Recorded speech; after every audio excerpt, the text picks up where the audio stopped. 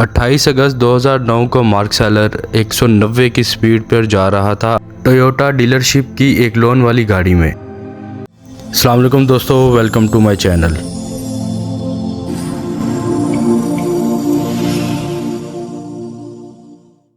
गाड़ी में इनके साथ इनकी बीवी, इनकी बेटी और इनका बहनोई था। इनके बहनोई ने अचानक 911 पर कॉल कर दी। और अभी आप जो सुनने वाले हो सकता है आपके लिए थोड़ा अनकंफर्टेबल हो। 911 emergency, what are you reporting? I'm sorry? Mark brake लगाने की कोशिश कर रहा था लेकिन गाड़ी रुक नहीं रही थी। शायद इसका पैडल फंस गया था। आगे हाईवे खत्म होने वाला था और ये लोग चौक में पहुंचने वाले थे जहां गाड़ियां रुकी हुई थी।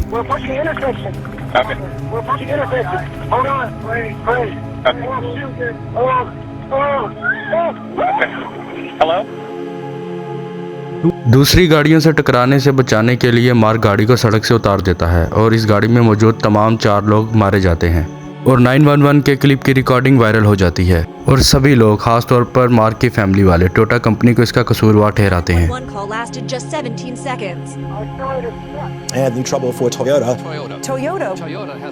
और फिर मजीद रिपोर्ट्स आना शुरू हो जाती हैं।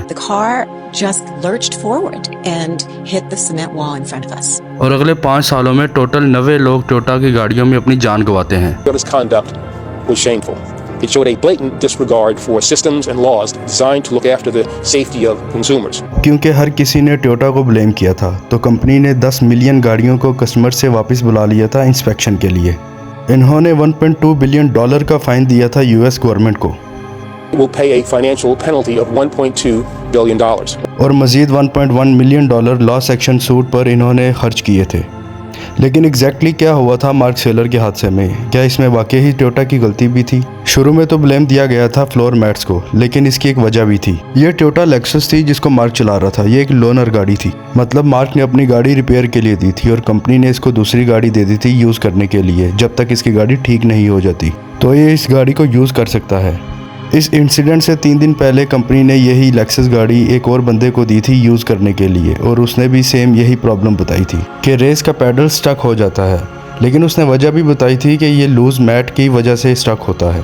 तो टोयोटा ने काफ़ी मैसिव क्वांटिटी में कस्टमर से गाड़ियाँ वापस मंगवाई थी इंस्पेक्शन के लिए। तो उन्होंने अपने कस्टमर्स को बोला था फ्लोर मैट्स का इस्तेमाल बंद कर दो। इससे उन्होंने सोचा कि मसला हल हो जाएगा, लेकिन ऐसा होता नहीं। इसके बाद भी और केसेस सामने आते रहते हैं एक्सीलरेशन पैडल के स्टक होने के। फिर इससे ये क्लियर हो जाता है कि ये मसला फ्लोर मैट से ज़्यादा कम्प्लेक्स है। वेलकम ग्लैडवेल, जो कि एक जर्नलिस्ट हैं, इन्होंने मार्क इंसिडेंट पे पूरा एपिसोड रिकॉर्ड करवाया यूट्यूब पे। उन्होंने बड़ा कंट्रोवर्शियल सा जवाब दिया था। उन्होंने ये कहा था, If your car is suddenly and mysteriously accelerating, all you have to do is step on the brakes, because brakes beat engines. उन्होंने इसका एक्सपेरिमेंट भी किया था कि बाइक की रेस भी दबाएं और ब्रेक भी दबाएं, तो ब्रेक थोड़ी देर बाद ओवर पावर कर जाएगी और गाड़ी रुक जाएगी। यही चीज़ आपने सेम बाइक में भी देखी होगी कि आपने बाइक की रेस नहीं छोड़ी और ब्रेक भी दबाई तो बाइक भी आगे जाके रुक जाती है। कार एंड ड्राइवर ने यही सेम एक्सपेरिमेंट भी किया था, लेकिन थोड़े बड़े इंजन के साथ स्पोर्ट्स पावर में। इसका रिजल्ट भी यही निकला था कि ब्रेक्स ने इंजन को ओवर पावर कर लिया था और गाड़ी रुक गई थी।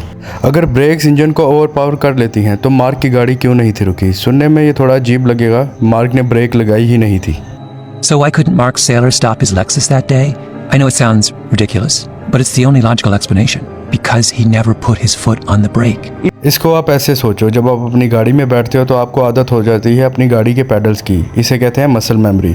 मतलब आपको सोचना नहीं पड़ता कि ब्रेक किधर है और एक्सीलेटर किधर है और कितनी दबानी है। आपका दिमाग खुद बहुत चल रहा होता है। ज़्यादातर एक्सीलरेशन के केस उस वक्त देखे गए हैं जब ड्राइवर किसी अनजान गाड़ी में बैठा हो, जैसा कि मार्क सेलर ये लोन वाली गाड़ी चला रहा था। लोग अनजान गाड़ी में बैठ जाते हैं बगैर इसे ऑब्जर्व किए और गलती से ब्रेक की बजाय एक्सीलेटर दबा देते हैं। ये बात से रिसर्च ने भी प्रूव की है। नेशनल हाईवे ट्रैफिक सेफ्टी और नासा एक रिपोर्ट निकालते हैं इसी मिस्टीरियस एक्सीलरेशन केसेस पे। वो लोग गाड़ी के ब्लैक बॉक्स को ऑब्जर्व करते हैं। ये ब्लैक बॉक्स गाड़ी की सारी इन्फॉर्मेशन को स्टोर करता है, एक्सीडेंट से पहले की, एक्सीडेंट के दौरान और उसके बाद की। इससे इनको ये बात पता चलती है कि मोस्टली एक्सीडेंट के केसेस में लोगों ने ब्रेक को दबाया ही नहीं था। इन लोगों ने गलती से रेस के पैडल को ही दबा रखा था। ये पैडल एरर है और ये बहुत ही कॉमन है। इससे हमें ये पता चल गया कि मार्क के गाड़ी के साथ आखिर क्या हुआ था और केस सॉल्व। लेकिन ऐसा होता नहीं है। मार्क के इंसिडेंट के 2 महीने बाद हमें पता चलता है कि मार्क ब्रेक दबा रहा था, लेकिन इस केस में मसला कुछ और ही था। वेलकम ग्लैडवेल ने बोला था कि अगर ब्रेक को एक्सीलेटर के साथ दबाएंगे तो ब्रेक ओवरकम कर जाएगी, लेकिन ग्लैडवेल सबसे इंपॉर्टेंट चीज को नोटिस करना भूल गए थे, वो थी पावर असिस्टेंस ब्रेक। इन ब्रेक्स को डिजाइन किया गया था इंजन से पावर लेने के लिए, लेकिन इनमें एक बहुत बड़ी जानलेवा गलती थी। ज्यूमर रिपोर्ट ने टोयोटा की गाड़ी ली जिसमें पावर असिस्टेंस ब्रेक लगी हुई थी और इन्होंने सेम वही टेस्ट किया जो वेलकम ग्लैडवेल ने किया था। मतलब रेस भी दबाई रखी और ब्रेक भी दबा दी और ब्रेक ने ओवरकम कर दिया और गाड़ी भी रुक जाती है। फिर ये लोग एक और टेस्ट करते हैं और इसमें एक चीज चेंज करते हैं। See what happens if you lift your foot off the brake in this situation. Again, wide open throttle, 60 miles per hour, hitting the brakes, car slowing down. I'm going to lift off my brakes just once and then back down. I've lost power assist. I cannot slow this vehicle down. I'm pushing all my might. I'm going 40. Say I lift off my brake again and pump them.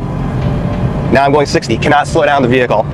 सिर्फ एक बार break से पैर हटा दिया तो break काम नहीं करेगी फंसे हुए रेस पैडल के साथ। मार्क सेलर पैडल एरर का शिकार नहीं हुआ था, बल्कि लूज फ्लोर मैट और पावर असिस्टेंस ब्रेक का शिकार हुआ था। अगर आपको मेरी ये काविश अच्छी लगी तो मेरे चैनल को लाइक, सब्सक्राइब, शेयर करें।